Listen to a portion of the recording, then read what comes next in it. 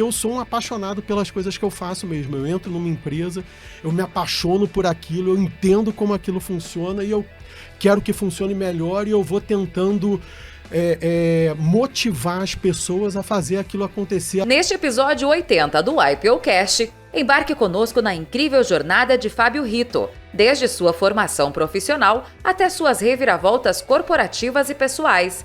Descubra como ele transformou adversidades em oportunidades de sucesso, seja enfrentando desafios no setor privado, dando a volta por cima em grandes empresas públicas ou batalhando contra o coronavírus e retornando com um vigor inabalável para revitalizar o Engea. Uma narrativa de determinação, resiliência e a verdadeira arte da superação. Você ouve agora o IPOcast, o podcast do IPO Brasil. O IPO é uma comunidade global de executivos e empreendedores extraordinários com mais de 30 mil membros no mundo. Aqui, toda semana você conhece uma nova história de vida e carreira dos nossos membros. Este episódio é em parceria com o Exame e patrocinado pelo Grupo Boticário e Comerc Energia.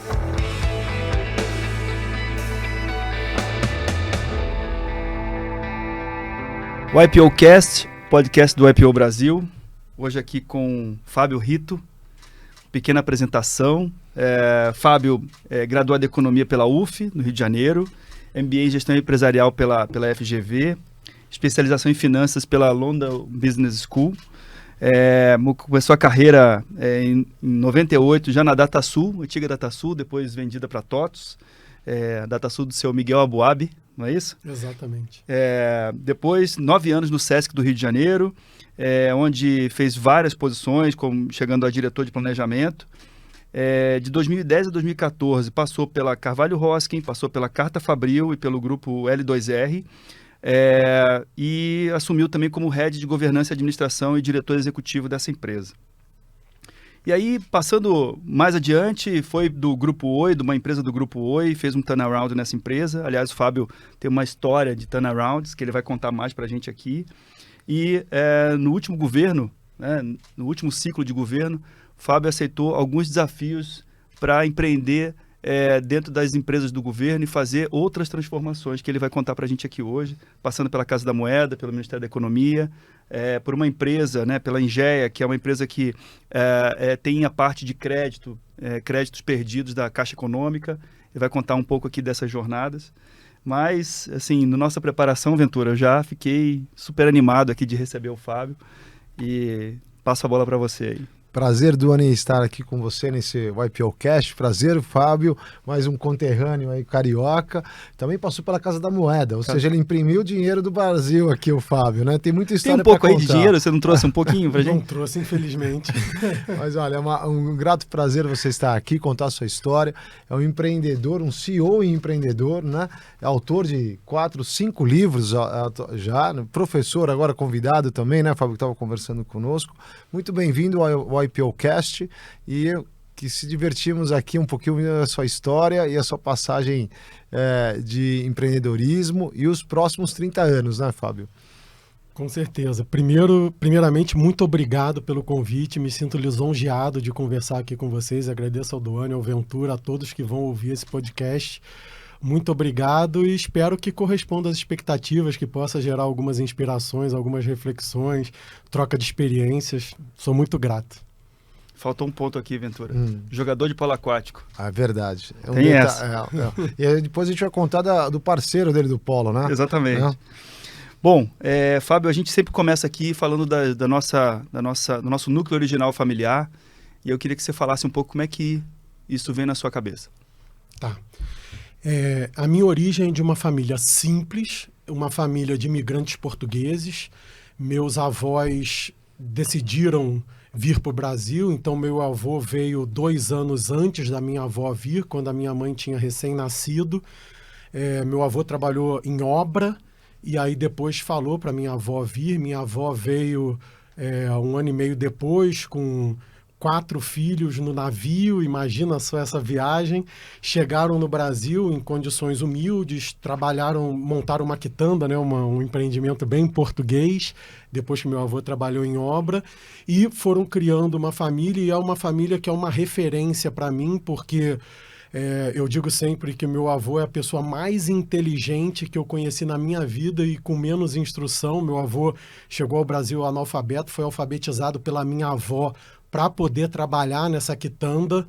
É porque a minha avó veio de uma família mais rica, meu avô de uma família humilde, mas como eles decidiram se juntar, minha avó foi deserdada, porque naquela época ela era prometida para uma outra pessoa. Então, criaram 4 filhos com muita dificuldade, mas são pessoas, assim, que são referências na minha vida, porque são pessoas tidas como pessoas muito honestas, muito alto astral, muito família, então sempre foram referências para mim. Um dos meus tios, os 2 são empreendedores, mas um chegou a ter um relativo sucesso numa empresa própria, foi presidente dessa empresa, e isso me inspirou muito. Eu vi aquilo e era o que eu gostaria de ser um empreendedor, ser um presidente de empresa. Aquilo me trouxe muita inspiração. E na minha casa, especificamente, o meu pai estudou até o 2º grau, a minha mãe estudou até a 6ª série, então não era uma exigência na minha casa você se formar, você ter faculdade. Na cabeça do meu pai, passava eu ser um funcionário público, eu passar num concurso e ter estabilidade. Não era uma cobrança isso, mas eu me espelhei muito nos meus amigos do polo aquático. Eu fiz natação e depois polo aquático, e via meus amigos do polo aquático querendo fazer faculdade, meus amigos do colégio. Eu estudei minha vida toda em colégio público, depois fiz faculdade pública, fui pagar pela primeira vez por ensino já na pós-graduação, quando eu tive condições de pagar. Então aquilo me inspirou em fazer faculdade, em poder ser um universitário. Eu consegui fazer isso. E durante esses anos todos da vida profissional, eu trabalhei minha vida inteira no privado, sempre eu comecei lá atrás como estagiário no Banco do Brasil, fazendo serviço de office boy, de entrega de documentos e tudo mais. Depois eu recebi uma oportunidade, eu busquei uma oportunidade para ganhar um pouco mais, aí com meus pais já separados, uma condição financeira mais preocupante, e aí eu fui trabalhar como atendente na Redcar, Credcar, atendendo a estabelecimentos e a clientes, e ali eu aprendi bastante a poder entender de forma empática, responder de forma empática, entender o que a pessoa quer, sem, às vezes, ela conseguir verbalizar o que ela quer. Então, você tem ali um frente a frente com o cliente muito importante, de muito aprendizado. E depois dessa passagem, uma amiga de faculdade, fazia estágio na DataSul e me falou que abriu vaga para a DataSul. Eu me inscrevi, passei no teste e aí recebi a oportunidade de ser estagiário na DataSul. Nesse momento foi um momento assim de conflito interno muito grande, porque na Credcar eu tinha acabado de ser promovido e, por exemplo, a minha mãe achava meio absurdo eu sair para ser estagiário quando para ganhar menos, se eu tinha sido promovido na empresa atual. Só que não era aquilo que eu queria para mim. Eu queria trabalhar em empresa e ter uma carreira executiva de preferência, que foi sempre a minha vocação, o meu sonho. E aí eu brinco que tem uma frase do meu avô que mudou minha vida. Eu conversando com ele sobre isso, a gente conversava muito, ele chegou para mim e falou: meu filho, se é isso que você quer, vai que qualquer coisa o seu avô te ajuda. Ele nem tinha condições de me ajudar, mas só dele ter falado isso me encorajou. Isso realmente mudou minha vida e me alinhou na vida profissional. Ele te ajudava não monetariamente como você pensou, ele te ajudava emocionalmente, né? Exatamente, dando força assim para, se é isso que você quer, se é esse o seu sonho, vai em frente. Ali eu tive um grande aprendizado, consegui desenvolver projetos muito importantes, desenvolvi a minha metodologia de trabalho, de planejamento estratégico, desdobramento do planejamento estratégico em várias ações, revisão de processos, otimização de processos, e consegui, ao longo da minha carreira, em algumas empresas, fazer projetos relevantes e obter resultados relevantes. Mas, Doni, vamos voltar um pouquinho aqui, que o Fábio, você já viu que ele é acelerado e vai lá na frente, né? Já fez o planejamento estratégico, já desdobrou, já está na execução. Vamos voltar aqui um pouquinho. Você entrou como office boy, você estava no colégio público, a passagem para a faculdade. Por que você escolheu essa faculdade? E assim, como que era essa vida, né? Lá atrás, estudo, trabalho, a mãe portuguesa dura, imagino, né? Essa cultura, né? E o seu avô ele veio em que momento aqui para o Brasil? Conta um pouquinho aqui para nós.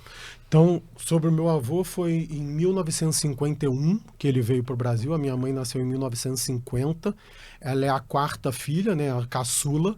E aí, voltando um pouco na história, a minha avó era de uma família rica, meu avô de uma família muito pobre. Eles eram de Mundão, um vilarejo em Viseu, em Portugal. E a minha avó estava prometida para outra pessoa, e esse casamento não poderia acontecer por causa disso.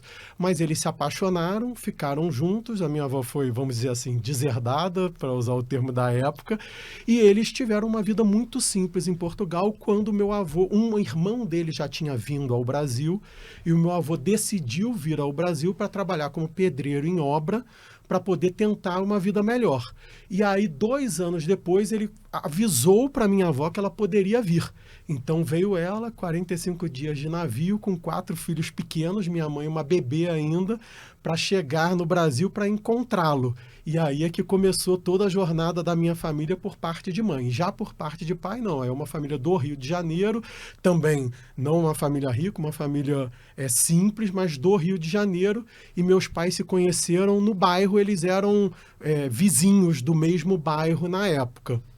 E sobre o início da carreira, é isso, assim... Na Tijuca, né? Na Tijuca. Na Tijuca. Fui morador da Tijuca até há poucos meses atrás, morei minha vida inteira na Tijuca, joguei polo aquático no Tijuca Tênis Clube, e eu estudava num colégio municipal, que era um colégio que tinha um muro dividia o colégio da minha casa. Oh. Então, quando eu esqueci a merenda, minha mãe descia a merenda por um barbante por cima do muro para eu pegar a lancheira. Era exatamente assim. E aí, eu estudei nesse colégio municipal. Depois desse colégio municipal, eu fiz prova para passar para o Pedro II, que é um colégio público tradicional no Rio de Janeiro. São Cristóvão, né? Tem São Cristóvão, Maitá, Centro, Tijuca. Eu estudei na unidade Tijuca, da 5ª até a 8ª série, mas o 2º grau na Tijuca só tinha à noite naquela época. Então, eu migrei para o Pedro II do Centro, e no Pedro II do Centro eu estudei do 1º até o 3º ano. Aí, respondendo a pergunta do Ventura, foram momentos... difíceis, assim, como funcionava a minha vida quando eu estudei na UF, depois na faculdade pública, que eu fiz economia na UF, que eu também não sabia o que eu queria fazer. Eu entrei na faculdade com 16 anos, muito novo para decidir o que eu queria fazer. Eu fiz teste vocacional no CIEE, e aí deu administração. Aí depois uma amiga, a irmã de um amigo meu, me aconselhou a fazer economia, que era melhor. Eu fiz economia. Depois, no futuro, eu cheguei à conclusão que eu poderia ter feito administração ou engenharia de produção, que eu também estaria extremamente satisfeito. Mas aí eu comecei a estudar na UF. Quando eu era estagiário do Banco do Brasil, fazia esse serviço de malote, de office boy, era meio período, mas quando eu já fui para Credicar, para Redcar, aí eu já comecei a estudar à noite, porque já não dava mais para conciliar. Então a minha rotina era realmente pesada. Por quê? Porque eu não tinha carro, então eu acordava muito cedo, de segunda a sexta, ia para a faculdade de ônibus, depois de barca e depois andando até a faculdade em Niterói. Levava quase 2 horas para chegar na faculdade. Estudava na faculdade durante o dia, durante o primeiro período da manhã, isso na época do estágio. Ia para o estágio. Depois do estágio, eu ia direto para o polo aquático, e o valor que eu recebia de salário, vamos dizer assim, entre aspas, no polo aquático, era maior do que o que eu recebia no estágio. Então, porque tinha uma ajuda de custo para alguns atletas no Tijuca Tênis Clube, os atletas assim, com mais desempenho e tudo mais. Então, a ajuda de custo que eu recebia no esporte era maior do que o meu salário no estágio. E aí eu saía de casa 6 horas da manhã e chegava em casa quase 11 horas da noite. E meu almoço era um tradicional sanduíche de carne assada, que a minha mãe fazia uma carne assada para a semana toda, e eu ia comendo aquele sanduíche de carne assada na barca, voltando da UF para o trabalho. Então era assim a minha vida. Eu saía de casa às 6 horas da manhã, chegava quase 11 horas da noite com um sanduíche de carne assada de almoço, e aí chegava raspando até as panelas quando chegava do treino de polo aquático. Depois, quando eu comecei a trabalhar horário integral e passei a estudar de noite, aí eu saía muito cedo para o trabalho. Eu tive que parar o polo aquático, então eu joguei polo aquático na idade de categoria de base, eu jogava na categoria adulta, mas porque eu forçava a categoria. Eu era convocado pelo técnico do adulto para jogar o adulto. Mas eu parei no polo aquático exatamente no ano de transição do júnior para o adulto. Então eu só joguei com idade de categoria de base e parei muito cedo para poder trabalhar e estudar. Voltei depois para jogar Master, como eu jogo até hoje. Então aí já era uma rotina diferente. Eu trabalhava de manhã até o final do dia e depois ia para a faculdade. Mas eu faltava muito à faculdade. Por quê?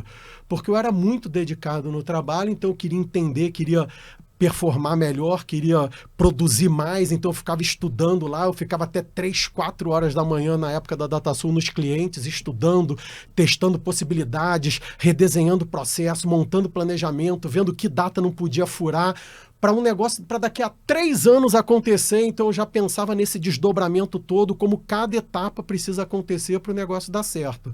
Porque eu brinco falando, a maioria dos planejamentos estratégicos sucumbem como? As pessoas planejam coisas sensacionais para daqui a 3 anos, mas só vão perseguir aquilo no segundo semestre do último ano.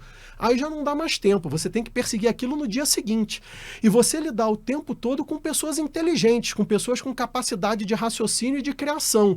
E se você não tiver o tempo inteiro alinhando o mesmo caminho, o que vai acontecer? Cada um vai para um lado. Então todo mundo dando o melhor de si, mas aquele barco está paradinho ali, todo mundo remando com toda a potência, mas cada um para um lado e o barco parado. Então, o grande negócio é conseguir fazer remar todo mundo para a mesma direção. Isso necessita de um alinhamento constante do objetivo final, porque às vezes as pessoas podem estar indo numa direção que um concorda, o outro discorda, mas se foi o combinado pela maioria, é aquela direção.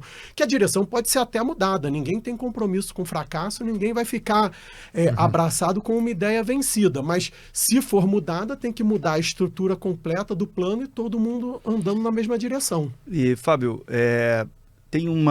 eu quero explorar bem essa sua experiência, né, de desdobramento, de estratégia até o desdobramento. Tenho certeza que isso vai ajudar muito a quem nos ouve. Mas tem um ponto aqui que a gente vê em você e que está demonstrado na sua história, que é essa energia, essa convicção de que você estava no caminho certo, de que você tinha que buscar. Isso você acha que vem da onde? Eu acho que vem do esporte do exemplo que eu tive da minha família. Eu vejo a minha família, assim, pessoas muito obstinadas por fazer o correto, por se entregar de corpo e alma. Falo especificamente assim, meus pais, meus tios, meus avós. Eu tenho neles um espelho muito grande, uma inspiração muito grande, assim, de correção e de nunca desistir, de perseguir aquele objetivo. E isso vem muito do esporte. O esporte me ensinou muito. Se eu for dizer o que mais me ensinou na minha vida foi o esporte. Porque no esporte você não pode terceirizar a culpa. Você não pode dizer que eu não consegui por causa dele, por causa disso ou por causa daquilo. É por causa de você mesmo. Tudo depende do seu esforço, do seu empenho e do quanto você está disposto a encarar aquele desafio. Eu sempre brinco dizendo que o impossível não existe. O impossível existe até alguém ir lá e fazer. O impossível é uma autolimitação que você se coloca para não ter o ímpeto de buscar aquilo. Então, todo mundo comenta isso, é engraçado que você falou, mas todo mundo comenta isso, da energia, da positividade, e eu acredito realmente que as coisas vão dar certo. Eu já assumi empresas que as pessoas falaram, você está completamente maluco, isso daí não vai dar certo nunca. Você é o terceiro ou quarto que tenta fazer décimo. Isso. Você está falando loucura, isso nunca vai acontecer aqui. E eu saí de lá realizado que aconteceu. Porque eu acredito que a coisa vai acontecer e, graças a Deus, descobri um caminho para fazer acontecer da minha forma profissional de atuar. Por exemplo, a gente vai falar sobre isso mais na frente, que eu tive Covid muito grave e tudo mais, no nosso bate-papo anterior, mas depois que saí do Covid, eu tenho uma convicção na minha cabeça que eu quero fazer alguma coisa de alto impacto para a sociedade e que seja extremamente positivo. E eu vou fazer, eu ainda não sei como, mas eu vou fazer. Seja como executivo de alguma empresa, seja como empreendedor, isso vai ser feito. Muito bacana, muito bacana. Show. Bom, Fábio, você começou a sua carreira ali na DataSul, foi andando. Fala um pouquinho aí das empresas depois, como é que você foi galgando empresa e mudando de uma para outra, o que te levou à mudança, os mercados que você atuou. Deixa a parte do governo para o final aqui, mas vai até Londres aí. É legal a parte do governo e também a parte do método. A gente quer dissecar um pouco o teu método aqui para compartilhar com as pessoas. Tá bem. Vamos lá. Depois que eu fui estagiário do Banco do Brasil, passei pela Credcar como atendente de telemarketing, aí eu fui para a DataSul. Na DataSul eu tive uma carreira muito legal, que foi uma carreira meteórica. Eu entrei como estagiário e rapidamente, em 3 anos, eu já saí como gerente de projetos, que era o maior cargo possível sem ser sócio da franquia, né? Porque ela começou como filial da DataSul Rio e depois virou uma franquia da DataSul Rio antes da TOTVS comprar a operação da DataSul. Então, eu não poderia ser mais nada além do que gerente de projetos, a não ser que eu virasse sócio. E por que essa carreira foi meteórica? Por causa disso, porque eu sempre tive essa necessidade de visão do todo, eu preciso enxergar o conjunto completo e eu, graças a Deus, tenho a habilidade de enxergar todos os entrelaçamentos de todas as áreas das empresas. Então, isso me ajuda muito, essa visão da complexidade de uma organização. Acho que vale fazer um comentário que DataSul era um ERP, né? TOTVS também é um ERP, e quando o Fábio fala dessa questão de gerente de projetos, é a implantação de um ERP em todas as áreas da empresa. Então é necessário conhecer com alguma profundidade todas as competências que uma empresa tem. Né, Fábio? Isso, a DataSul é exatamente isso, uma empresa de ERP, de Sistema Integrado de Gestão, que é um sistema que permeia todas as operações da empresa, de back-office, de front-office, e eu entrei na DataSul com o seguinte propósito: os clientes reclamavam muito que os implantadores de ERP, que os consultores de ERP, só conheciam do sistema e queriam encaixotar a empresa dentro do sistema, mas que eles não tinham conhecimento para debater o processo de trabalho, para construir processos melhores. Eles só conseguiam encaixotar.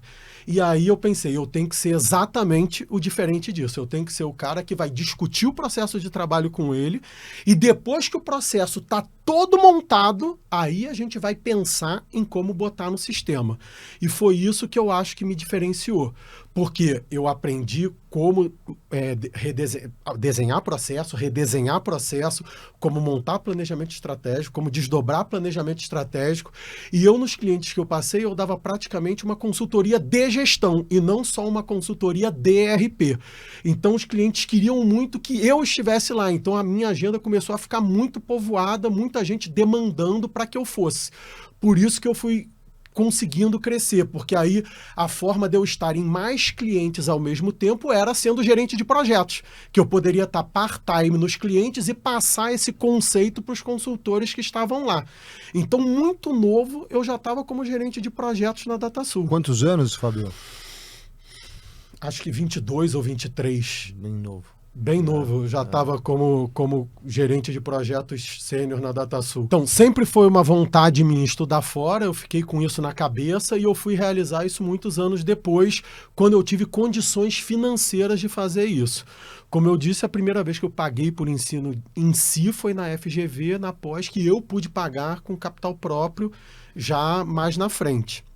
Então, quando a TOTVS comprou a DataSul, aí teve um momento ali de ajuste, né, de empresas se conectando e tudo mais. Teve alguns problemas no atendimento na época e o Sesc me convidou, que era um dos meus clientes, me convidou para ir para lá. E eu ainda mantinha aquele sonho inicial, que era o quê? Você entrar numa empresa, num cargo baixo, e crescendo e chegar até presidente da empresa, diretor da empresa e tudo mais.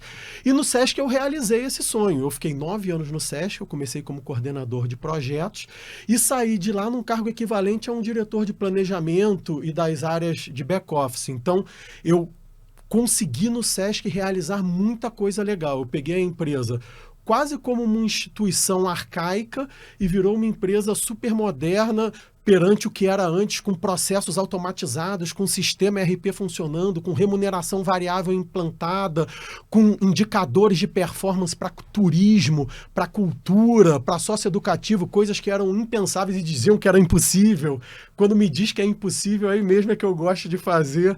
Então eu sempre fui assim, ao decorrer da carreira vocês vão ver isso, um outsider, um cara que entra numa empresa muitas vezes sem conhecer absolutamente nada daquele negócio, e eu gosto disso, porque eu acho que isso é até um grande problema que a gente tem hoje, que muitas vezes as pessoas buscam para as posições somente pessoas que vêm de um determinado ramo. Eu acho que para a área de operações é óbvio que isso faz maior sentido, mas não para todas as posições, porque quando você traz alguém um outsider que não sabe nada sobre aquele ramo especificamente, aquela pessoa consegue trazer insights muito novos. E quando você não faz isso, as mesmas pessoas muitas vezes ficam girando nas mesmas cadeiras em empresas diferentes e as ideias não se oxigenam, não nascem novas ideias. E muito dessas novas ideias que me fizeram conseguir resultados especiais lá na frente. Fábio, o SESC é o Serviço Social do Comércio, né?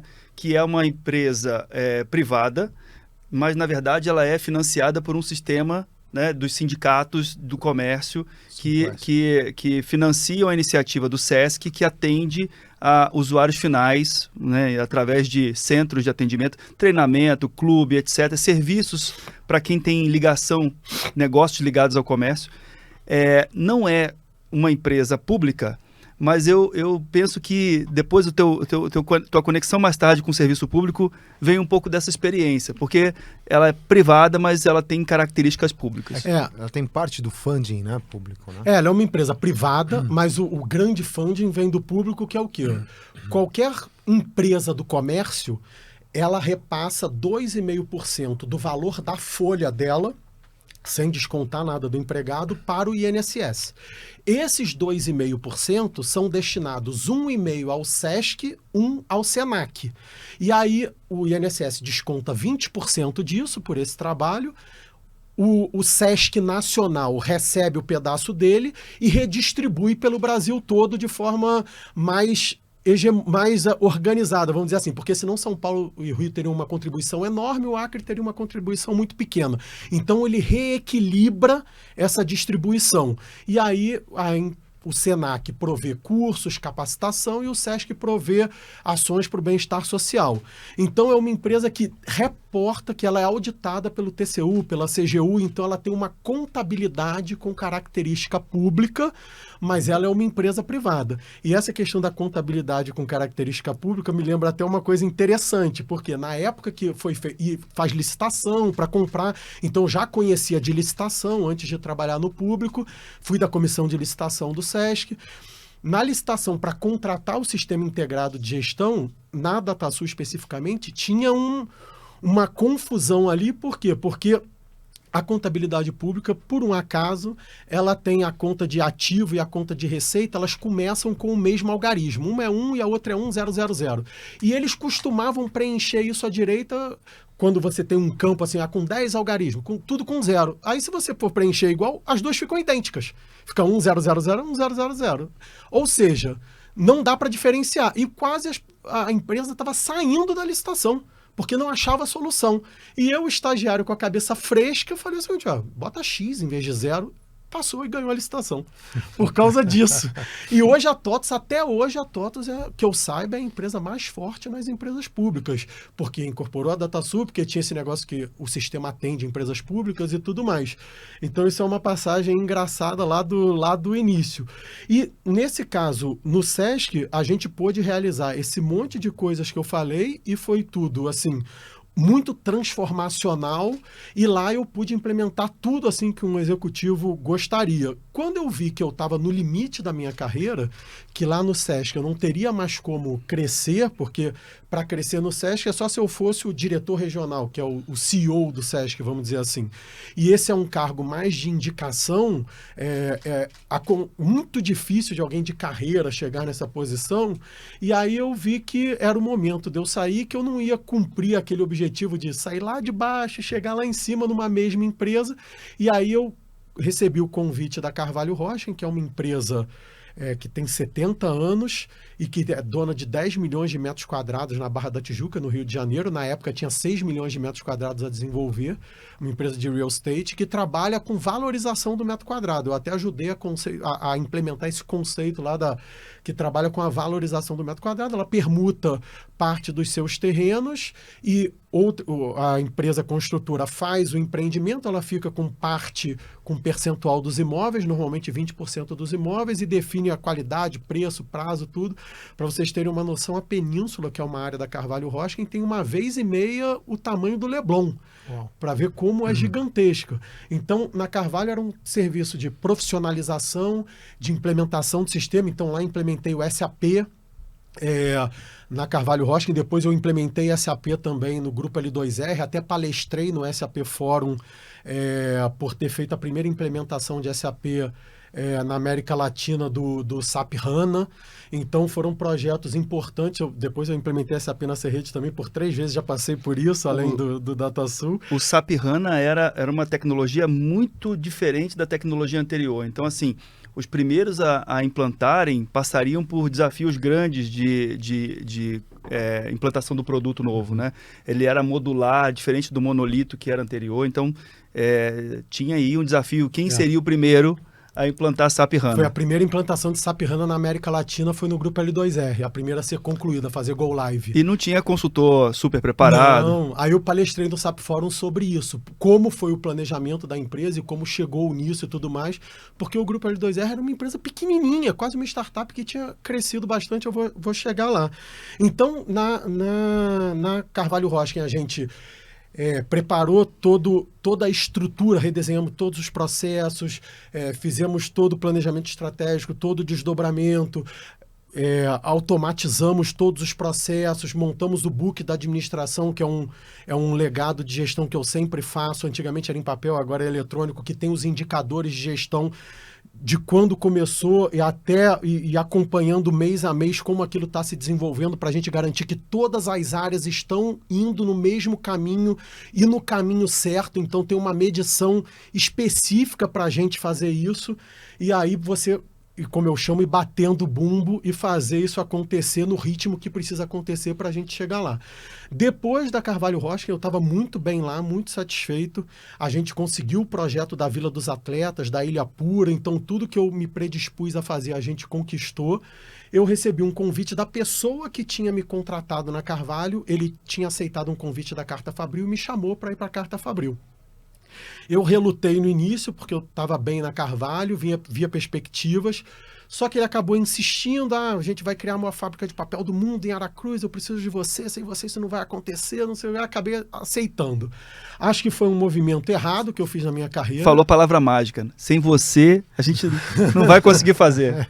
Foram palavras dele, não minhas. Não, mas palavras sedutoras, né? E aí eu fui, acho que foi um movimento errado que eu fiz na minha carreira. Por quê? Porque o projeto não foi até o final. Começou muito bem, no mesmo conceito da Carvalho, uma empresa familiar de estruturar, montar conselho, estruturar governança, criar processos, criar o planejamento estratégico, desdobramentos, indicadores. Tudo isso foi feito, só que acabou que ele teve um desentendimento muito forte com um dos filhos do dono, e isso acabou inviabilizando o projeto. E aí, quando eu saí de lá, eu falei com ele que isso não ia à frente, ele falou, vai sim, eu falei, não vai, e acabou não indo. E aí, quando eu saí de lá, foi quando eu fui para o Grupo L2R, que é uma empresa que, quando eu comecei, eram 4 empresas coligadas, em torno de 200 funcionários. Quando eu saí de lá, eram 11 empresas e mais de 1.000 funcionários. Eu consegui fazer lá, junto com o pessoal, um processo de growth muito importante, muito relevante, e implantar o SAP numa empresa que era, como eu disse, quase uma startup. A Grupo L2R é um grupo de mobilidade urbana que tinha pátio de veículos apreendidos, empresa de frota de reboques, uma empresa de reflorestamento, uma outra empresa de locação de veículos. uma empresa que faz serviços adicionais para a construção de rodovia, bota o guarda-reio, faz a pintura, faz tudo isso. Então, tinham múltiplos negócios, todos ligados à mobilidade urbana. Tinha uma de reaproveitamento da massa ferrosa de veículo em final de vida para ser reaproveitado no processo siderúrgico. Então, era uma empresa que eu estava muito bem, consegui desenvolver um projeto muito importante, ela estava estabilizada financeiramente, mas aí veio o convite dessa subsidiária da Oi, da Serrede, porque a Oi tinha entrado em recuperação judicial naquela época. A Serrede, assim como as outras PSRs, que são prestadoras de serviço de rede, que é quem vai na sua casa instalar TV, internet, telefone, ou faz conserto na rua, faz projeto de engenharia, essas empresas historicamente tinham resultados negativos, elas tinham muita dificuldade de ter resultado positivo, e a Serrede, na época, tinha um resultado negativo muito substancial. E a Oi, entrando em recuperação judicial, ela queria manter a Serrede, porque a Serrede garantia um nível de atendimento melhor. Os clientes eram mais satisfeitos com o atendimento da Serrede do que com o atendimento das terceirizadas. Então, a Oi não queria deixar baixar o nível do atendimento, porque senão poderia ter uma evasão de clientes, a situação ia ficar muito pior. Tem um ponto aqui, só para situar no tempo e na posição. Já na L2R, quando tinha chegaram a 11 empresas de mobilidade, de serviços, né? Uhum. Pessoas trabalhando e a empresa sendo remunerada pelo serviço prestado. Sim. Você já estava na posição de diretor executivo. Sim. Já estava numa posição C-level. E quando você foi para a Serrede tinha uma conexão com esse mercado, né? Uma conexão no sentido de prestação de serviços, alocação de pessoas para prestar serviços, monitoramento da qualidade, eficiência, etc. Sim. Tem uma conexão aí? Tem, mas assim, inicialmente eu estava indo para uma empresa de telecom. E muita gente achava que era uma loucura trazer uma pessoa para liderar esse processo que nunca tinha trabalhado com telecom. Por quê? Porque várias pessoas já tinham passado por ali e essa empresa ainda não tinha conquistado a sua independência financeira. Então, da mesma forma como na Carvalho Rocha, eu nunca tinha trabalhado com real estate e com construção civil, e tive essa experiência. Na Carta Fabril, eu nunca tinha trabalhado com indústria, uma indústria de papel tixo, né, de fralda, absorvente, guardanapo, papel higiênico. Nunca tinha trabalhado com indústria. Na L2R, eu nunca tinha trabalhado com serviços de mobilidade urbana. Na Serrede, eu nunca tinha trabalhado com telecom. E na conversa, eu lembro bem na conversa inicial, assim, quando eu fui entrevistado, eles me perguntaram, você conseguiria reverter esse resultado? Porque a Oi, nessa situação difícil de recuperação judicial, a Serrede não pode ser um peso para a Oi, a Serrede precisa ser superavitária. E eu falei, eu consigo. Mas eu estou satisfeito de onde eu estou, não gostaria de sair. Mas aí, aquela conversa de proposta e tudo mais, ficou de um jeito que ficou irrecusável para mim. E eu vi ali a possibilidade de eu estudar fora após Serrede, que era uma coisa que eu queria fazer. Eu já tinha mirado na London Business School, eu sabia que a Libra estava caríssima, eu sabia que eu ia ter que ficar um tempo em Londres só gastando, e aí eu precisava de recursos para isso, e ali eu vi essa chance. E aí eu peguei e entrei na Serrede num turbilhão, porque a Serrede tinha acabado de assumir a operação de uma das terceirizadas que tinha falido. Ela ampliou muito a operação dela. Ela ficou com Rio, São Paulo, os 3 estados do Sul. Ela ficou com 20 mil funcionários. A pessoa que era o CEO da Serrede teve que se deslocar para Fortaleza para implementar a Rede Conecta, que foi uma outra subsidiária da Oi, criada por causa dessa quebra da terceirizada para assumir Norte e Nordeste. E eu fiquei com a Serrede na minha responsabilidade. E a gente conseguiu, aí com uma série de coisas muito interessantes que foram feitas, como implementação de remuneração variável, moralização da questão de evasão de equipamentos, modems e tudo mais, ajuste na forma do carro ser usado na operação, para que a gente pudesse desmobilizar uma estrutura enorme que tinha de monitoramento do carro, então a pessoa podendo usar o próprio carro na operação, mas essa pessoa não tinha dinheiro para comprar o carro, então a gente fechou um financiamento em que a pessoa podia pagar sem entrada em 60 vezes o carro, e o que ela recebia para botar o carro dela na operação era mais do que o que ela pagava na prestação. E para desonerar a empresa de um possível processo trabalhista no futuro, a empresa me incentivou a comprar um carro e agora me mandou embora, eu quero que ela pague o carro. Eu entreguei esse projeto para o sindicato e falei, diz que foi vocês que fizeram, pode colher os frutos disso, fazer carteirinha. Para vários sindicatos, não? Que você estava em vários estados. Né? Sim, para vários sindicatos. E eles adoraram, por quê? Porque as pessoas começaram a fazer isso. O sindicato fez roadshow de carro e tudo mais, e eles ficaram muito mais amistosos para um acordo coletivo. A gente trabalhou muito em parceria, foi muito bom, e a gente conseguiu muita coisa legal. A empresa saiu de 20 mil funcionários para 16 mil funcionários, só tirando pessoal que desviava modem, não sei o que, essas coisas. Ficou com os melhores, uma produtividade muitíssimo mais alta, começou a receber uma verba de remuneração da Oi muito maior, que era a verba de bonificação, se você atingisse um nível de atendimento. As pessoas começaram a ganhar muito mais, quase que o dobro do salário com a remuneração variável. Aquilo viabilizou que a pessoa pudesse estudar, pagar colégio do filho, melhorar o aluguel da casa. Então as pessoas realizaram seus sonhos. A gente fazia o prêmio Melhores do Mês, Melhores do Ano. A pessoa ia lá para frente do palco para ensinar para os outros o que ela fazia para conseguir ser o melhor resultado. Então a gente achou um jeitinho ali para a pessoa, em vez de esconder o como ela faz, pela vaidade dela, ela dizer para os outros como os outros fazem, para todo mundo fazer melhor, e sem estabelecer uma competição entre eles, mas sim que todo mundo ganhasse junto, que quanto mais produzisse, todo mundo ia ganhar junto.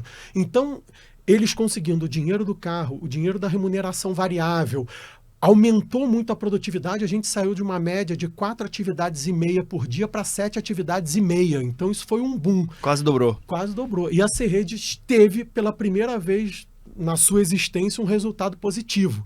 Com a implantação de SAP, a gente puxou todo o back-office para dentro de casa, que antes era feito pela Oi. Então, uma série de coisas foram feitas e que foram muito significativas, e esse turnaround aconteceu. Foi o primeiro turnaround que eu participei, porque antes eu só tinha trabalhado com growth. E aí eu vi a possibilidade de estudar fora.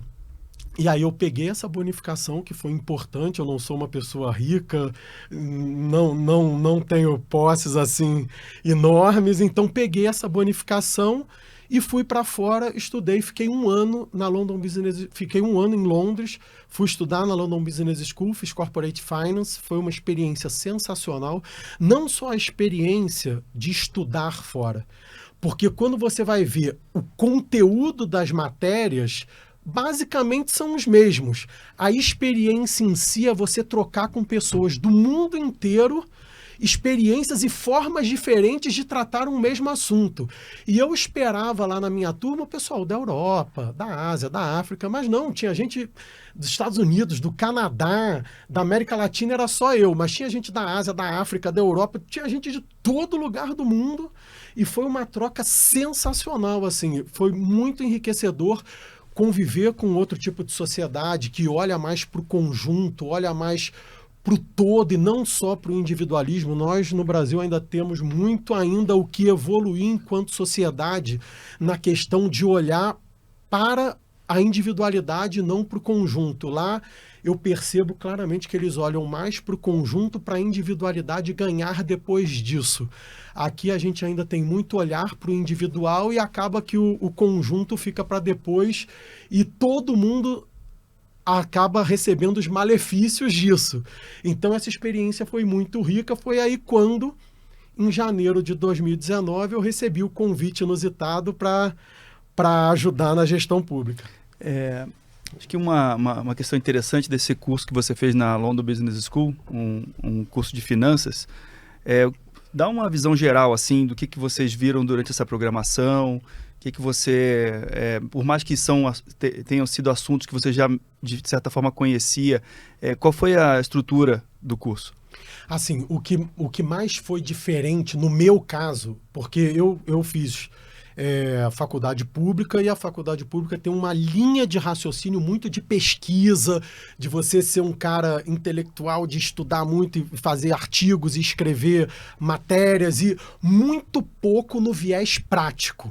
Então isso para mim foi muito marcante, muito frustrante, porque eu queria alguma coisa muito no viés prático, e a faculdade pública é totalmente no viés teórico. Na pós-graduação, eu tive mais a parte prática, mas eu ainda era muito novinho. Já no Corporate Finance, na London Business School, eu já era bem mais maduro, já era um profissional experimentado e tive essa parte mais prática muito mais latente.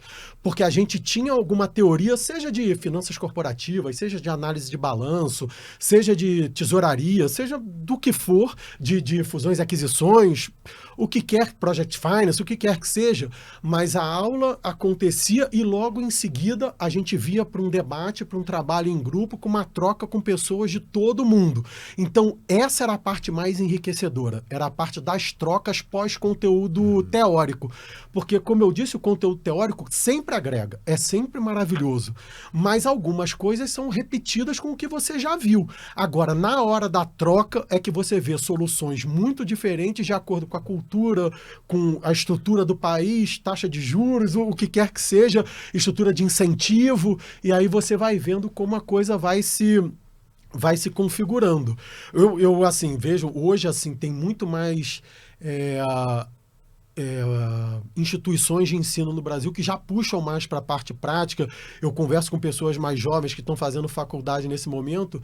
Isso está se transformando e é uma transformação muito importante, muito positiva. Fantástico, né?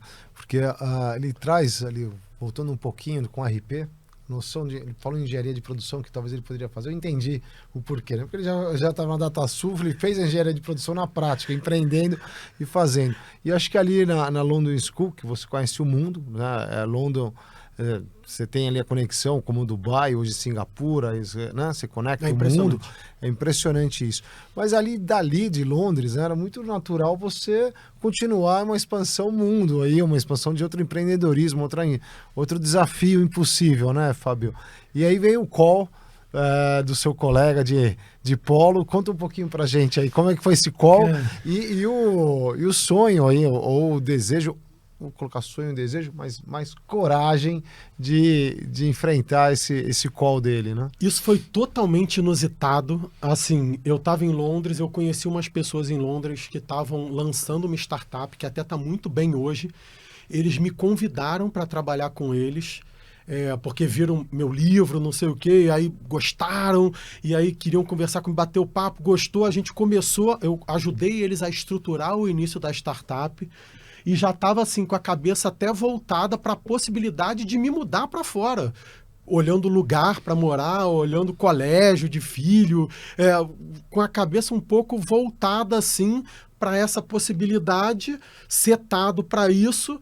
Só que em janeiro de 2019 eu recebo uma ligação do Gustavo Montesano, que hoje que foi presidente do BNDES, desculpa. Eu o conhecia do polo aquático, mas ele é um pouco mais novo que eu, então a gente não chegou nas categorias de base a jogar juntos, mas jogamos alguns campeonatos master juntos, mas éramos colegas de polo aquático. Mas ele estava como head do BTG Pactual lá em Londres, e lá a gente teve muito contato e trocamos muito sobre experiências profissionais. E conversamos muito sobre isso e criou uma admiração mútua, assim, do que um tinha feito, do que o outro tinha feito. Eu não conhecia a trajetória profissional dele, por mais sucessos que ele já tinha, e isso foi sendo criado ali, essa admiração, esse respeito.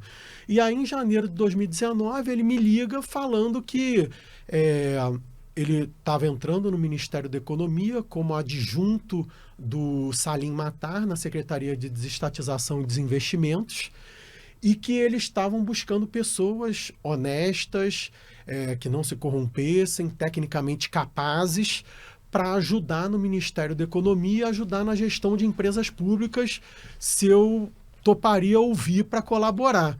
E aí me mandou o print de uma matéria que tinha saído num site que ele estava sendo nomeado mesmo. Aí eu falei, cara, nunca tinha visto isso na minha vida, trabalhar no público. Eu falei que eu não queria ter vínculo com o público de forma nenhuma na minha vida. Depois eu queimei a língua com isso, né? E aí eu comecei a pensar assim num conflito muito grande. Poxa, eu sempre reclamei de como tudo era feito, corrupção, burocracia, mau serviço público, e aí me chamam para ajudar. Se eu não for ajudar, nunca mais eu vou ter moral para falar nada. Eu não vou conseguir dormir tranquilo com isso. Eu preciso ajudar. E aí eu falei, eu só preciso que vocês esperem até março, porque eu preciso terminar o curso. Depois de março eu tenho como conversar. Ele falou, não, tudo bem. Aí em março de 2019 eu voltei ao Brasil. Fui a Brasília depois, tudo a custo próprio.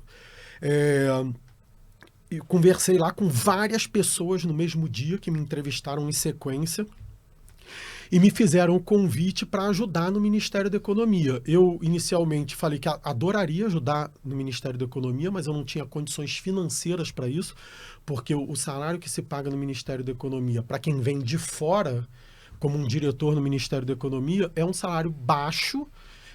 E eu precisaria meio que pagar para trabalhar durante 4 anos. Eu falei, eu gastei a bonificação que eu tinha recebido em Londres, pagando o curso e me bancando em Libra por 1 ano, que não é fácil.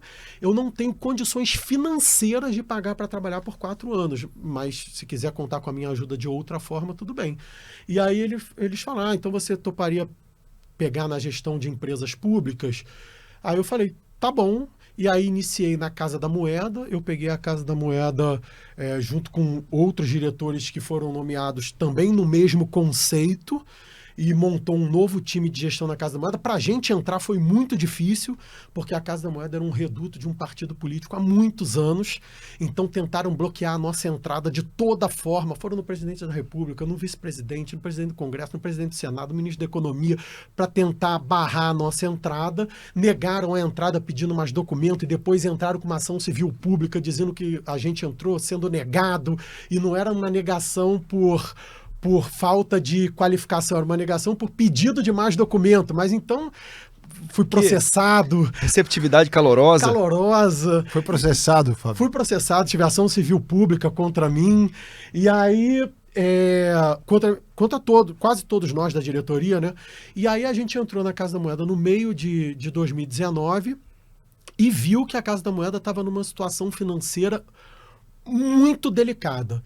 Porque o que ela sangrava de caixa no ano de 2019 era mais do que o que sobrava no caixa para 20. E a Casa da Moeda tinha um preço muito maior do que os outros players. Para vocês terem uma noção, Cédula, se eu ainda me lembro bem dos números, era 65% mais caro que a mediana internacional e Moeda 183% mais caro. Então, como uma empresa monopolista pode ter prejuízo se ela pratica o preço que ela quiser. É porque ela não está conseguindo praticar o preço que ela quiser, porque está alto demais, está absurdo.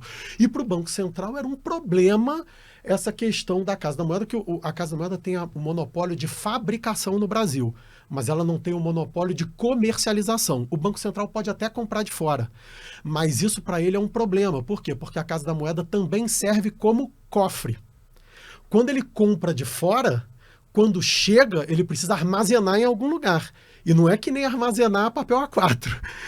É um produto que precisa de uma armazenagem muito complexa. E o sistema de segurança da Casa da Moeda é uma coisa assim estrondosa, é espantosa como aquilo é bem estruturado.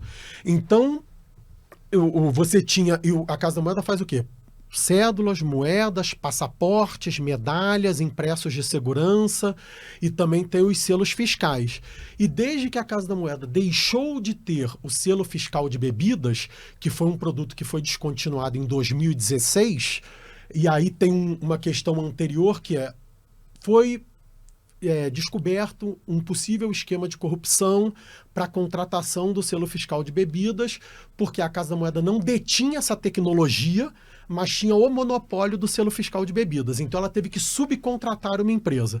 Então tinha uma operação chamada Operação Vícios, que estava investigando esta contratação, que contratou uma empresa suíça, e aí tinha uma suspeita de algum direcionamento nessa licitação.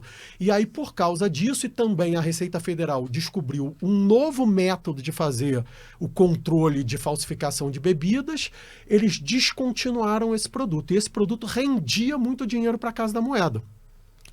E a Casa da Moeda, se não me engano, ficava com 1/3 só dessa receita. Os 2/3 ficavam com a empresa terceira. Desde que esse produto saiu do portfólio, a casa entrou numa rotina de um prejuízo muito significativo anual.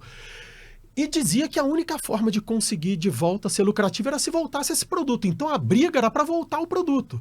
Só que o que acontece? Ninguém ali nunca tinha avaliado os produtos individualmente. Eles só avaliavam o conjunto. Então esse produto gerava um superávit monstruoso e eles pegavam isso e superequiparam os demais produtos. Com gente demais, com custo demais. Então a gente tem alguns eventos de aumentos de 40%, 100% para o corpo funcional ao longo da história, entrada de todo o cadastro de reserva em período pré-eleitoral. A Casa da Moeda tinha 2.000 funcionários na época e pelo estudo da FGV, precisava de 1.500 para operar. Então você tinha muita gente ali que poderia ser realocada em outros locais. Então a gente fez todo um trabalho de turnaround, de rearrumação da empresa. Então cortamos todos os custos administrativos. Em 6 meses a gente já tinha cortado 200 milhões de reais. Só de custo administrativo, carro à disposição, e aí botou carro sob demanda, cortou um monte de coisa, tinha um salão nobre para os diretores almoçarem, e a gente foi almoçar no bandejão, cortou isso, cortou garçom, cortou tudo que vocês possam imaginar de custo administrativo e reduziu. Enquanto a gente estava fazendo isso, todo mundo aplaudia. Aí chegou no momento da hora da verdade, onde a gente começou a abrir o mercado, porque tinha fornecedor que estava ali há muitos e muitos anos e não eram trocados. E aí a gente, sob o preceito de, não é trocado porque para não deflagrar os segredos das cédulas. Eu falei, gente, não é possível. Se a gente for comprar a tinta verde 237, ninguém vai conseguir reproduzir a cédula. Precisa de fio de segurança, precisa do papel adequado, precisa da marca d'água, precisa de outras milhares de tintas, precisa da máquina. Não é bem assim que a coisa funciona.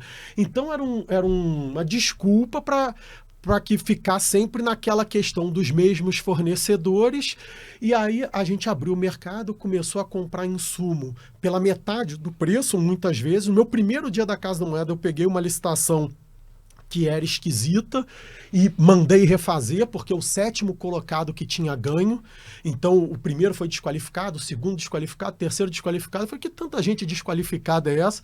Aí via que um era mãe do outro, que era tia do outro, não sei o quê. Ou seja, era gente que entra na licitação para depois poder perder por desqualificação de documentação e o valor sair pelo valor que se queria fechar o negócio. Então, a gente contratou, essa foi especificamente uma licitação de carro blindado, a gente contratou pela metade do preço que ia ser fechado inicialmente, e muitos dos casos foram assim, roteirização de ônibus que passava quase de porta a porta para pegar as pessoas e tinha que passar nas vias principais e as pessoas se deslocarem para as vias principais. O ônibus ia a mais de 100 quilômetros da fábrica, e num fatídico dia eu dei uma entrevista para a Globo News, falando que a Casa da Moeda precisava ser sustentável, que ela não podia virar um peso para a União, não poderia virar uma empresa dependente. E já tinha um clima tenso na empresa, porque era uma empresa que estava na lista de privatizações, e eles buscaram uma diretoria que fosse tecnicamente capaz de reverter a situação da empresa ser lucrativa e que não fosse uma oponente da privatização, porque quem privatiza não é a direção da empresa, é o ministério. Só que você não pode ter ali na cadeira uma pessoa que vai boicotar o processo. Então já estava a empresa toda tensa com a privatização, que é o que eles mais temem, é que uma empresa pública seja privatizada, e, além do mais, falando sobre ajuste de benefícios, ajuste de custos. Aí eu dei uma entrevista na Globo News, falando sobre a sustentabilidade da Casa da Moeda e tudo mais, explicando o processo. A entrevista foi altamente elogiada, a gente me ligou elogiando, o Ministério da Economia ligou elogiando, mas o sindicato soltou uma fake news dentro da empresa que eu tinha falado, e a entrevista está aí para quem quer ver no YouTube, dizendo que eu tinha dito que a Casa da Moeda tinha que ser vendida e todo mundo demitido. E aí teve invasão na sede, eu tive que sair de lá escoltado, 11h30 da noite, ameaça de linchamento, eu recebi ameaça de morte durante esse processo, por mexer com o fornecedor, por mexer com contribuição em benefícios. Então, depois que a gente começou a mexer com as licitações, moralizar as licitações, e a gente ajustou o acordo coletivo, que é as pessoas poderem contribuir mais com os benefícios. Você tinha, por exemplo, 40% da empresa não pagava nada pelo plano de saúde e podia botar de dependente cônjuge, filhos, pais, mães, irmãos. Então é um custo estrondoso. Então a gente ajustou isso, claro que foi em via judicial, e aí a gente conseguiu ajustar, a empresa se transformou numa empresa lucrativa. Foi um processo muito desafiador no ritmo do público, que é mais lento, e também fizemos o planejamento estratégico, desdobramos em todas as ações, criamos indicadores, book de gestão, tudo foi feito, um PNL por produto. Todos os produtos individualmente tiveram que ser sustentáveis e a gente conseguiu que eles fossem sustentáveis. E aí o impossível aconteceu, que era a Casa da Moeda ser lucrativa sem o selo fiscal de bebidas. Porque a gente conseguiu baixar o custo e, por ter baixado o custo, nosso preço ficou mais competitivo e a gente conseguiu vender cédula para a Argentina. E botou uma cláusula que a gente só entregava se recebesse antes, para não tomar o calote. Então, tudo isso junto fez da empresa uma empresa lucrativa. Só que em determinado momento de... Quanto tempo isso? Um ano. Um ano. Um ano no máximo. Que é um turnaround no público, né, Duane? O que é um turnaround no Mato Alto? Mato Alto. E com coragem, né? Coragem, muita coragem. A Casa da Moeda, ele estava falando um pouco para a gente, fica onde? Fica em Santa Cruz, no último município do Rio de Janeiro, divisa com Itaguaí. Okay. É longe. É longe. É longe, eu ia de carro blindado. Assim, você tem que ir no carro blindado da empresa com o motorista da empresa, por causa de rota de fuga, proteção da própria empresa. Então tinha todo um aparato de segurança para você entrar, para você sair, principalmente no meu caso, que era visto como uma das pessoas maiores líderes do processo de transformação. Então isso acontecia muito. E lá na metade de 2020... a Casa da Moeda foi retirada do programa de privatizações. Quando a Casa da Moeda foi retirada do programa de privatizações, me pediram para migrar para a Engea, que é a empresa gestora de ativos em Brasília, que é uma empresa que recebeu créditos altamente estressados da Caixa Econômica Federal. Então recebeu, no ano de 2001, uma quantidade enorme de créditos. Hoje, em valores operacionais, deve estar na casa de 116 bilhões de reais, que são... De créditos? De créditos. Soma de créditos imóveis. São créditos imobiliários de antes do Plano Real. Esse valor é principal mais juros ou só principal? Principal mais juros. Principal mais juros em valor operacional, que a gente chama. Contábil deve ter na casa de 15,5, porque muita coisa já foi jogada para perda pelas regras contábeis lá que precisam ser seguidas. Mas é uma enormidade de créditos que vieram da Caixa Econômica Federal lá em 2001, que batiam muito forte no balanço da Caixa, e a Engea foi criada para aliviar o balanço da Caixa. E a Engea, em ato subsequente, contratou a Caixa para operar esses créditos. Então, operacionalmente, não mudou nada. Você só criou uma instituição que recebeu esse ativo e que ficava com os problemas desse ativo, que é o quê? Um ativo gigantesco, que dá um lucro contábil exorbitante só pela atualização monetária desse ativo, mas não gera caixa. E aí tinha até uma questão curiosa que, da mesma forma que na Casa da Moeda, na Engea tinha isso. A bonificação era atrelada a não necessariamente pontos que denotam performance. Então, na Engea, você pagava bônus se desse lucro contábil. Isso não denota performance nenhuma. A Engea fechado um ano dava lucro contábil. Tinha que ser superávit de caixa. E eu ajustei isso. E, obviamente, isso não deixou muita gente contente, porque você deu o ajuste, mas quando você faz o ajuste, não é só o ajuste. É você estampar que todo o passado tinha problema. E isso é o que deixa o pessoal mais preocupado, por causa do TCU, CGU e tudo mais, é você explicitar isso, que todo um passado de pessoal recebendo bônus tinha algo estranho ali. Então, por isso que gera tanta insatisfação e tanta conversa paralela. Assim, eu não posso reclamar em momento nenhum de falta de autonomia. Eu tive total autonomia do Ministério da Economia para fazer o que eu quiser. Claro que muita gente tentou interferir, tentou colocar medo e tudo mais, mas muito da máquina e ninguém que tinha me convidado. Eu tive total autonomia para trabalhar e pude realizar. Acho que esse é um ponto importante, porque toda vez que uma empresa ou que uma estrutura vai passar por uma transformação, essa transformação ela precisa ser patrocinada, ela precisa ser apoiada por quem toma decisão. E eu acredito que isso tenha mexido no nível de empresa, de organização e também no nível de partidos políticos, porque as altas posições são posições, em geral, indicadas, não são posições técnicas.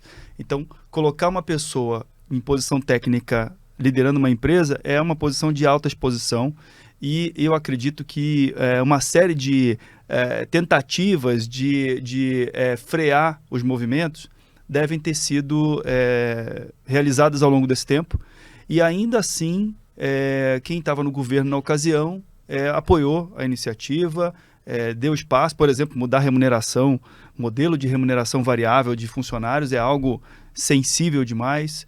Como é que foi essa tratativa interna? Você precisava voltar e combinar o jogo com quem estava liderando o ministério para poder, enfim, casar as decisões para exatamente não sair errado? Sim.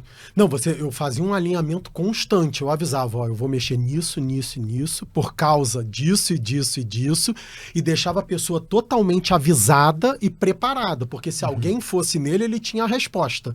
Então, esse alinhamento era sempre feito, mas em momento nenhum alguém falou assim, não faz, deixa como tá, deixa errado. Em momento nenhum houve isso. Eu não sei as outras experiências de outras pessoas. Falando da minha em específico, eu tive carta branca total para fazer o certo e sempre fui incentivado a fazer o certo. Então, na Engea, a gente saiu de uma situação em que a gente tinha um volume de caixa que a gente sangrava praticamente quase 10% daquele caixa ao mês. E o que aconteceu na Engea ainda de particular? O presidente anterior a mim, ele se viu na seguinte situação: o que a Caixa Econômica conseguia arrecadar de receita para a Engea era inferior à tarifa que ela cobrava para prestar o serviço. Como ele também tinha vindo do privado, ele tentou negociar com a Caixa não negociou a tarifa, ele tinha duas opções na mão. Ou eu vou deixar quebrar e vou virar dependente do Tesouro, ou eu vou depender de um crédito específico que eu tenho contra a União para ele me remunerar, que isso aconteceu muitos anos lá, ou eu vou internalizar essa operação e vou tomar conta dela. Ele decidiu internalizar a operação. E, corretamente, internalizou a operação e eu assumi no dia 1 pós-internalização. E eu assumi no momento em que as pessoas que estavam lá nunca tinham operado de fato. Eles conheciam conceitualmente, mas não conheciam a Vera ali no dia a dia. Isso muda muito da teoria para a prática. E aí a gente teve que implementar processo, implementar controle, implementar sistema, implementar regra, indicador, tudo. Era quase que você construindo uma empresa do zero. E uma empresa que sangrava quase 10% do caixa ao mês, ou seja, um ano ela quebrava. E para piorar, eu assumi a Engea. 2 semanas depois, eu saio com Covid gravíssimo. E aí eu fico internado 2 meses e meio, 1 mês em coma induzido, passo por 2 intubações, ECMO, tráqueo, tudo que vocês possam imaginar. Chegaram a comunicar delicadamente para minha família, para já ir se preparando psicologicamente para o pior, mas tudo deu certo, um milagre aconteceu, como o médico diz, e eu retornei 20 quilos mais magro, sem mexer nenhum músculo do corpo, e fui fazendo fisioterapia para recuperar todos os movimentos. Voltei a trabalhar no início de março, de forma remota. O fisioterapeuta me deu 8 meses para eu voltar presencial para Brasília, mas 2 meses depois eu já tinha voltado a Brasília, em maio.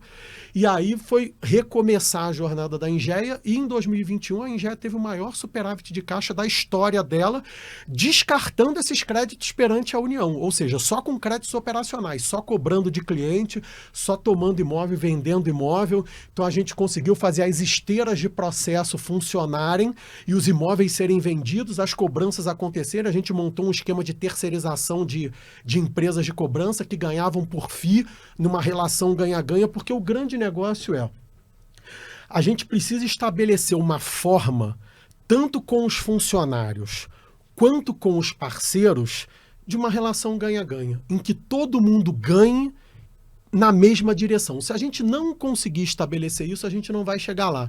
Então, tanto para os funcionários quanto para os parceiros, a gente precisa mostrar aonde a gente está, aonde a gente quer chegar, qual o caminho para chegar lá, qual o papel de cada um para chegar lá e, principalmente, o que cada um ganha ao chegar lá.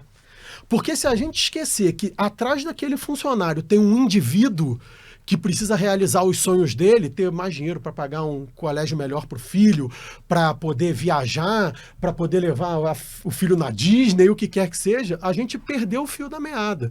Então a gente tem que conseguir montar uma estrutura em que as empresas parceiras e os funcionários tenham uma relação ganha-ganha e que todos ganhem dentro do mesmo objetivo. E é isso que, graças a Deus, eu consegui construir aonde eu passei e a gente foi até lá. Até no ambiente mais hostil que eu já trabalhei em toda a minha vida, que foi na Casa da Moeda, a gente chegou lá.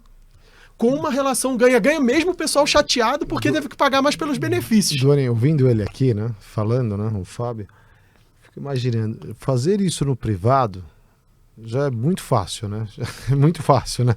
Imagine você alinhar objetivos, propósitos e interesses no público. O desafio e a negociação, a habilidade diplomática de negociação, assim, as vertentes que você teve que alinhar e ainda mais reportando ao líder ali do ministério, não sei se era o ministro ou o secretário abaixo, adjunto, mas como é que se dava isso? São reuniões, são meetings, horas e horas de fala, horas e horas de apresentação, na prática, e como você conseguiu captar os interesses desses stakeholders ou desses partners todos desalinhados no público, né? Porque a gente está falando aqui de empresa pública, né? Sim.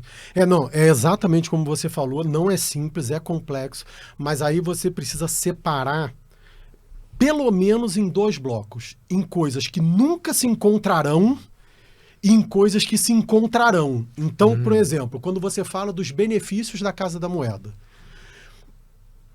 praticamente impossível esses interesses se alinharem. Por quê? Porque você tem funcionários... Eu conheci pessoas, até para fazer justiça, eu conheci funcionários públicos sensacionais, altamente competentes, altamente comprometidos com a empresa. Mas conheci uma grande parte que está muito mais preocupada com o seu benefício pessoal. E esses, infelizmente, são a maioria, pela minha experiência. Então, você chegar para um grupo de pessoas e falar, eu fiz na Casa da Moeda tem uma reunião que é impactante, que eu fiz uma reunião primeiro com o sindicato e depois com todos os funcionários, a mesma reunião, explicando por que a Casa da Moeda precisava reduzir custo, por que a Casa da Moeda precisava melhorar preço para poder vender mais e ser lucrativo e ser sustentável. Por quê?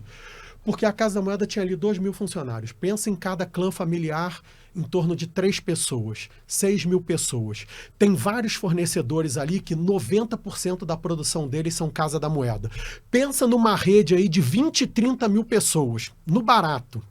Se a Casa da Moeda quebra, ou o governo bota dinheiro, ou o Banco Central vai comprar de fora. Imagina 20, 30 mil pessoas precisando de benefício social, desempregado naquele momento. Olha o caos que isso pode criar. E mais a importância de você produzir o dinheiro aqui, de você poder ter a Casa da Moeda como cofre, a importância estratégica da instituição. Mas muita gente não quer saber disso. As pessoas falam, deixa quebrar o governo que bote dinheiro aqui. Me falaram isso, assim, no meio do auditório. Então, eu expliquei, a gente precisa fazer isso, é uma contribuição. Depois vocês vão ganhar isso em bonificação, mas a gente vai precisar que vocês contribuam mais com os benefícios para a gente poder vender. Eu queria ceder 500 pessoas para outros órgãos, mas aí veio o Covid e aí os outros órgãos não tinham o dinheiro necessário para receber, porque o orçamento foi direcionado ao combate ao Covid. Então, fiquei com as 2.000 pessoas. Então, tem coisas que você não consegue alinhar. Que parte vai dizer o seguinte, você está fazendo certo, e parte vai dizer, eu não quero saber, eu quero continuar não pagando nada e tendo tudo. Então você tinha uma creche que custava muito caro lá dentro para cada criança, e a gente botou uma creche terceirizada e deu um vale creche, o cara pagava a creche e completava com... Ele não perdeu o benefício, ele precisava contribuir mais, é diferente com o benefício. Eu expliquei para o sindicato, expliquei para os funcionários e a resposta que teve foi essa. Então tem coisas que não tem encontro, infelizmente, e tem coisas que tem encontro. Então você mostra para eles assim, se essa empresa for lucrativa, aí sim o seu emprego está garantido. Porque se essa empresa quebrar, você pode realmente perder o seu emprego, mesmo sendo funcionário público, a não ser que o governo aporte dinheiro, senão você pode perder seu emprego. E quanto mais essa empresa estiver forte, mesmo você que é contra a privatização, você vai ter mais artifícios para combater esse processo, porque é uma empresa forte. Se for uma empresa deficitária, eu quero privatizar ela correndo. Se for uma empresa superavitária, ela pode ficar para o final da lista. E aí vai em encontro ao interesse dele, que é não privatizar. Então você tem que mostrar o que não consegue convergir, o que consegue convergir. Quando eles entenderam que eles odiavam a ideia de pagar mais pelos benefícios, porém, a Casa da Moeda sendo lucrativa, ela poderia ir para o final da fila de uma privatização. Se fosse privatizada, eles poderiam ter uma oportunidade no mercado privado, porque eles não seriam considerados participantes de uma estrutura deficitária, e sim participantes de uma estrutura superavitária. Então, isso começou a convergir. Então, tem coisas que não tem como convergir, tem coisas como convergir, mas é um trabalho de persuasão e de perseverança constante, de, como eu brinco ali, todo dia batendo bumbo e fazendo o negócio andar, porque senão a pessoa sai para o lado, como na Engeia. Não, tá bom, ganhava o bônus pelo lucro contábil, mas a gente vai conseguir o superávit de caixa, é só fazer isso, isso e isso. Qual foi a consequência disso? 2021 é a maior bonificação da história da Engeia. Eles nunca tiveram um bônus daquele tamanho. Fantástico, né, Dani? Bom, e Engeia, depois você foi para o BNDES. Isso, aí na Engeia, eu fiquei na Engeia, eu entrei na Engeia com essa situação de caixa temerária, a gente reverteu a situação, saí da Engeia com caixa quadruplicado, um pouco mais que 4 vezes de caixa, a situação totalmente estabilizada, e aí iniciou o processo de desestatização. Quando iniciou o processo de desestatização, já estava na reta final do governo. E eu vi que algumas coisas já estavam desacelerando.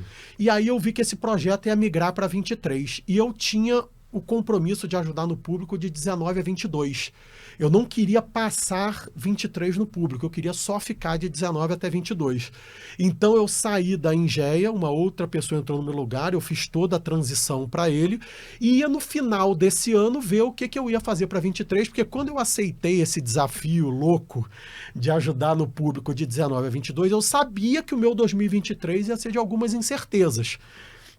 Então, eu ia ter ali 4 meses para planejar o meu 2023, mas aí o Gustavo Montesano me convidou para ir para o BNDES nessa reta final, para ajudar na montagem do planejamento estratégico do BNDES para os próximos 5 anos, tentar blindar ele o máximo possível para ser técnico, então ajudar nessa estruturação, para montar o legado de gestão, como eu faço nas empresas que eu faço, dos indicadores e tudo mais, ficou bem legal, de forma virtual, para ajudar num evento que se chamou BNDES Day, que eu ajudei na concepção, na construção do evento.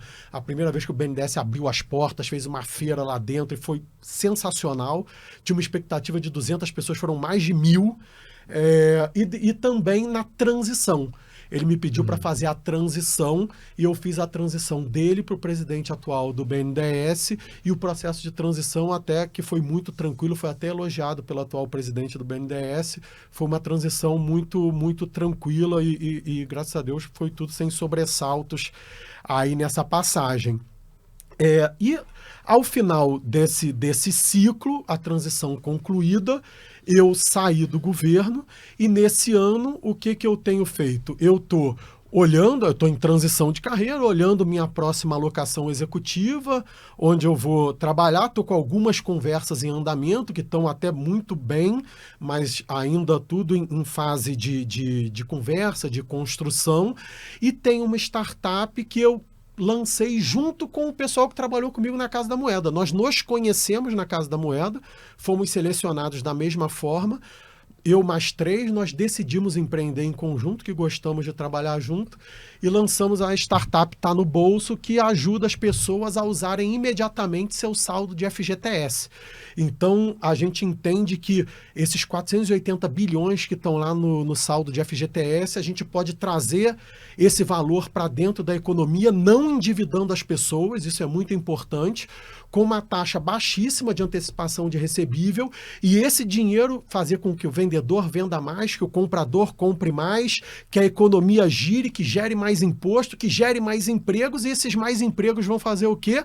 Abastecer de novo o FGTS, gira aí um círculo virtuoso em que todo mundo ganha. E o nosso principal propósito é transformar isso num meio de pagamento inovador que não existe, que a gente está com esse produto pronto para a pessoa comprar o que ela quiser com o FGTS, pagar a dívida ou pagar o que ela bem entender. E isso é muito bom, por quê? Porque é um funding com inadimplência zero. Por quê? Porque isso está totalmente garantido depois para o FGTS que faz a cobertura. Duane, o Fábio é uma máquina de realização, né? Ele não para, né? Você vê que ele é um projeto atrás do outro, ele vai pensando, vai fazendo uma execução e uma aula, né? Porque o que a gente está ouvindo aqui é a experiência, ouvindo, e ele fala com muita energia, empolgado, né? A vivência da experiência, tanto no privado como no público, né? Trazendo aqui insights, a gente não está explorando alguns insights aí, insiders da empresa, do relacionamento, detalhes, né? Mas acho que dá uma visão muito ampla do que é capaz de fazer, o que é possível fazer, acreditar e ir lá fazer pela empresa pública e pelo país, né? E o empreendedorismo dele, né? Assim, o sonho, a execução, de buscar realizações em sequência, né? Então o break dele de Londres foi só uma passagem no público de 2 anos com grande sucesso, né? E agora estou no outro break. E outra, nasceu de novo, né? Passou batido, né? 2 meses e meio internado com Covid, tráqueo, ECMO. Quem não sabe, eu tive agora recente, né, essa possibilidade, minha mãe faleceu recente, de fazer isso. Isso é um trauma, é a respiração do pulmão desligado por máquina. Do lado total. de fora do corpo. Como se fosse a diálise, né, para o pulmão. É muito forte isso. Isso é assim, é uma coisa tocante, né? A gente teve alguns IPOers aqui que passou por isso, como o Meyer, e ele está aqui, ó, inteiro, forte, cheio de energia e vida, né? E num descanso de 8 meses, ele reduziu para 2 meses, né? Já está em Brasília, né? Fez um planejamento estratégico da recuperação. Incrível, né? Que energia, energia, né? Não, muito bacana. E tem um outro ponto que eu tenho certeza que é muito útil para qualquer líder, que é a capacidade de você transformar aquilo que está sob sua responsabilidade no seu entorno, né? De você poder, com energia, né? com essa capacidade, com a energia transformadora, mas com metodologia, poder ter uma visão clara, estratégica, comunicar as pessoas sobre isso, engajar as pessoas da melhor maneira ou da pior maneira, né? Então, assim, a mudança precisa ser feita e você dá a oportunidade para que as pessoas embarquem na mudança e ter a disciplina para executar aquela transformação e sair do outro lado com a realização. Isso, Fábio, tenho certeza que é um ensinamento para muitas pessoas e isso pode ser feito em todos os níveis, né? Se você tem uma posição de liderança numa pequena área dentro de uma empresa, você pode fazer isso. E quando você chega lá e alguém diz para você assim, olha, isso aí que você está tentando fazer, várias outras pessoas já tentaram fazer... Aí ele se ferrou, porque aí eu vou fazer. Pois é. E isso é um ensinamento, né? Isso é um encorajamento da sua parte e eu não sei, até rapidamente gostaria de te ouvir sobre isso, né? Você não podia ir embora de jeito nenhum, cara. Você tinha que estar com a gente aqui, fazendo o que você fez, a importância que você tem para quem está à sua volta, né? Não sei se você já pensou em quantas pessoas você impactou com esse estilo que você tem, essa energia que você tem, e quantas pessoas e líderes se inspiraram em você para poder desdobrar isso para mais pessoas e impactar, né? Cara, tem uma coisa que você tocou, assim, que eu nunca compartilhei com ninguém, mas posso falar aqui porque não é um segredo, é só uma coisa íntima, assim. Quando eu estava lá em coma e tudo mais, aí eu não sei se foi conversa com Deus, se foi reflexão minha, eu não consigo identificar, obviamente. Mas é como se fosse um bate-papo meu com o meu avô, mas não o vendo, e sim como se fosse com ele, entendeu? E assim, ele falou, mas você já ajudou tanta gente. Por quê? Porque na minha carreira, pessoas que eram de secretariado e viraram analistas que viraram coordenadores, gerente, diretor. Tanta gente que eu consegui ajudar a crescer profissionalmente. Ele falou, você já ajudou tanta gente, não sei o quê, já fez quantas famílias por empresas que estavam mal ou que estavam pequenas e ficaram grandes, não foram ajudadas, sem você saber indiretamente quanto você já não influenciou positivamente na vida das pessoas, porque tanta essa inquietude. E eu falo, não, mas eu quero fazer isso em mais escala, eu quero realmente descobrir algo, se Deus quiser eu vou descobrir, que eu possa fazer que impacte de fato positivamente na vida das pessoas. E isso foi muito dessa conversa, assim, e depois disso eu tenho muito isso na minha cabeça. Como eu disse, ou numa posição executiva, ou empreendendo, e eu sempre tive o sonho de empreender e tudo mais, eu quero fazer alguma coisa, eu gostaria de fazer alguma coisa de alto impacto positivo na vida das pessoas. E eu tenho essa, você fala dessa energia, não sei o quê, porque eu sou um apaixonado pelas coisas que eu faço mesmo. Eu entro numa empresa, eu me apaixono por aquilo, eu entendo como aquilo funciona e eu quero que funcione melhor e eu vou tentando motivar as pessoas a fazer aquilo acontecer, a vir comigo para fazer aquilo acontecer. Então, por mais que tenham partes específicas que a pessoa não concorde, aí voltando no exemplo da Casa da Moeda, uma vez já me falaram isso, o pessoal da Casa da Moeda é chateado porque mexeu nos benefícios deles, mas eles concordam que foi a melhor administração que já houve lá. Então, já ouvi isso assim no paralelo, como falar, não, foi a melhor fase da Engeia na sua vida, foi a melhor fase da Serrede, e isso me deixa muito feliz de poder impactar na vida das pessoas. Quando eu via lá um prestador de serviço de rede, um OSC que chama, né, operador de serviço de rede, indo lá em cima do palco, chorando, dizendo que ele recebeu a remuneração variável, que isso transformou a vida dele, que ele vai poder ter um filho formado. Imagina isso, você ouvir isso e falar, eu ajudei a construir isso. E principalmente no meu caso, que foi o primeiro assim da minha família inteira a se formar. E depois tive primos que se formaram e tudo mais, mas da minha família próxima eu fui o primeiro a se formar. Então isso vai gerando em você uma sensação assim, poxa, eu tenho que fazer alguma coisa positiva. E quando eu voltei assim do Covid e tudo mais, quando eu abri os olhos na cama do hospital, tinha umas 6 ou 7 pessoas assim chorando em volta de mim, eu não entendia por quê. Médico e enfermeiro estavam chorando porque eu tinha sido um caso que eles tinham dado como perdido. E eu tinha ali ressuscitado. E depois, quando eu comecei a voltar a falar e tudo mais, que eu falava do que eu queria fazer na Engeia, porque a Engeia ia quebrar e eu não podia deixar, ela precisava fazer isso para poder gerar dividendos para a União, e esse dividendos para a União ia gerar recurso para atuar em educação, em saúde, em segurança, e principalmente em educação. O Brasil precisa se transformar pela educação e tudo mais. E aí o pessoal lá se emocionava também, e por um acaso falaram exatamente isso que você falou, você não podia ter ido embora, uma pessoa com essa visão. Então isso me remeteu a esse momento que foi muito especial. E já no BNDES, eu mesmo pelo pouco tempo que eu tive lá, eu apresentei alguns projetos, um sobre educação, sobre dar benefício de taxa de financiamento para estados e municípios que cumprirem metas educacionais, ou para empresas privadas que cumprirem metas educacionais, para motivar a educação, assim como dei a ideia tanto para o secretário do Rio de Janeiro, num evento do IPO que eu fui, como lá no BNDES, para que a gente possa mentorar pequenos empreendedores. Por quê? Porque a grande maioria dos empregos do Brasil vem pelas micro e pequenas empresas. E muitas dessas pessoas não têm base nenhuma de administração de empresa ou de empreendedorismo. Eles são aventureiros que vão lá para tentar sobreviver. E se a gente conseguisse montar uma rede de capacitação desse pessoal, mas não é capacitação de sala de aula, porque a sala de aula para a prática tem uma distância gigantesca. É sentar do lado dele e mentorar. Então, o BNDES poderia fazer isso. Aqui no BNDES você não leva só dinheiro, você leva smart money, você vai levar dinheiro com conhecimento. Eu vou colocar alguém em parceria com o Senai, Sebrae, SESI, o que quer que seja, o Senac, desculpa, para poder mentorar e você conseguir fazer essa jornada. Que se você fizer essa jornada, você vai gerar emprego, você vai fazer a roda da economia girar e você vai me pagar de volta o empréstimo. Então é bom para todo mundo. Como para o secretário eu falei disso, ele falou, mas como eu conseguiria esse pessoal? Eu falei, olha aqui no IPO você só tem empresários.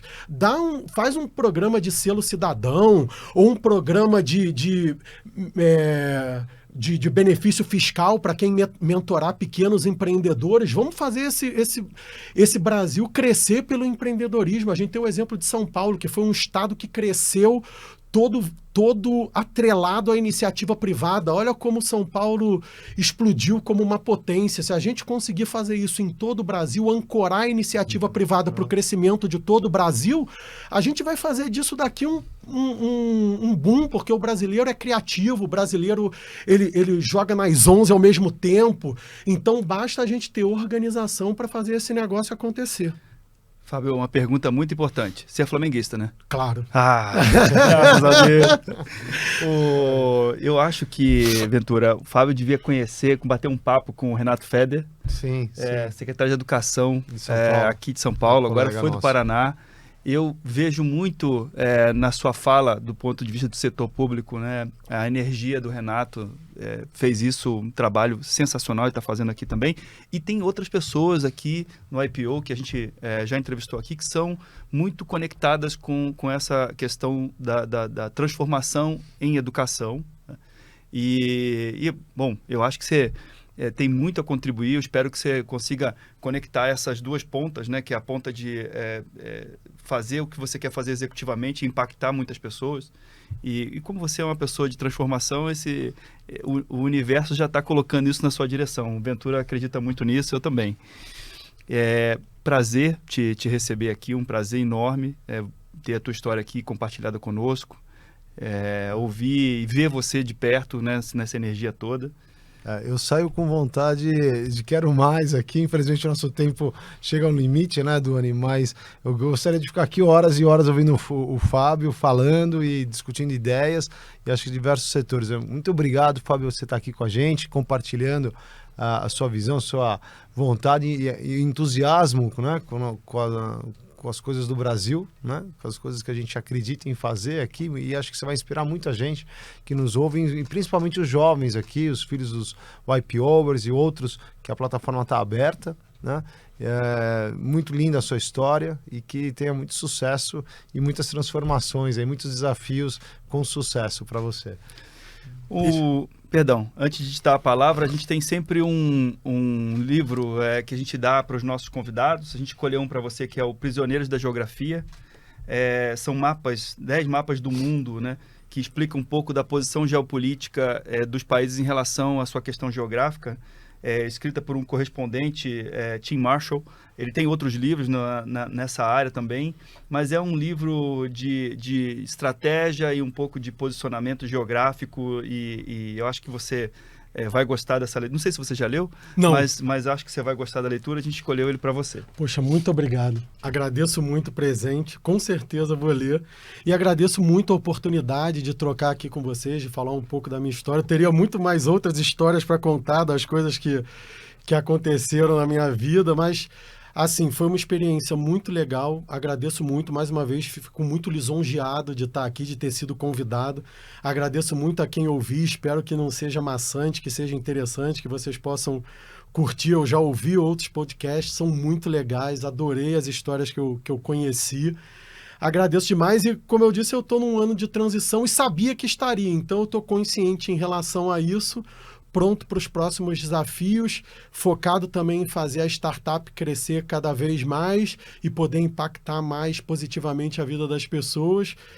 Fiquei muito feliz com o convite, agradeço demais a todos vocês. Muito obrigado, tá? Nós que agradecemos, obrigado. Obrigado, Fábio. Muito bom. Não deixe de escutar os outros episódios do YPOcast, disponível em todas as plataformas de streaming.